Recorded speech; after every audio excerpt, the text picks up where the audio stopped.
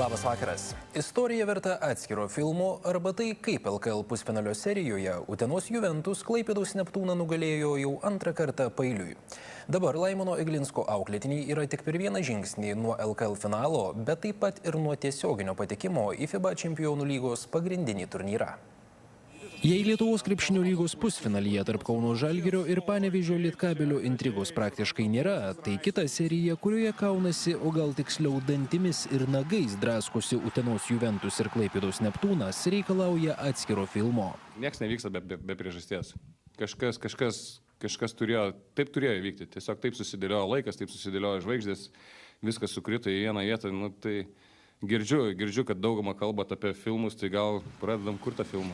Ir jei, kaip sako Utenos komandos treneris Laimonas Eglinskas, viskas susiklaustys taip, kaip lemia žvaigždės, bent jau trumpametražės dokumentikos čia tikrai prireiks. Pirmasis rungtynes Klaipėdoje laimėjęs Juventus į antrąjį serijos mačą Utenoje žengė siekdamas dar labiau priartėti prie finalo. Tuo metu Neptūnas atvyksta su aiškiu tikslu – išlyginti serijos rezultatą. Ir tikrai atrodo, kad klaipėdiečiams tai pavyks padaryti. Trečiojo kėlinio viduryje susikraunamas net 17 taškų pranašumas, tačiau kaip greitai jį įgyja, taip pat greitai ir išbarsto.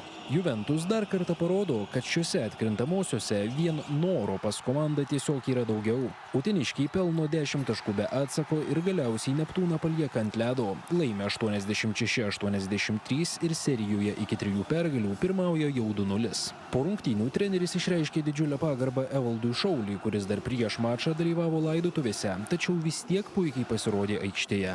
Didžiulis ačiū yra Evaldui Šauliui,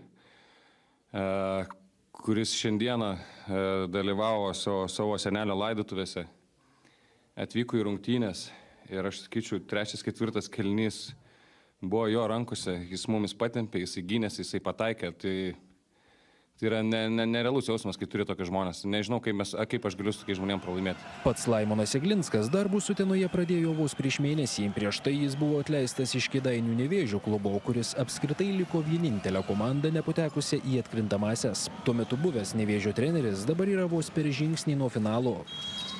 Juventus patekimas į LKL finalą komandai taip pat turėtų dvigubą reikšmę, kadangi garantuotų ir patekimą į FIBA Čempionų lygos pagrindinį turnyrą.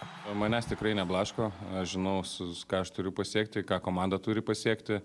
Ir jeigu mes sugebėsime klubui garantuoti šitą vietą, tai bus papildoma dovana jiems, kad mumis tikėjo. Istoriškai Neptūnui toks rezultatas nėra palankus. Nuo pat LKL įkūrimo 1993-aisiais pusfinalio serijose iki 3 pergalių rezultatas 2-0 buvo 14 kartų. Ir ne viena atsilikinėjusi komanda apversti serijos ir laimėti 3-2 nepajėgė.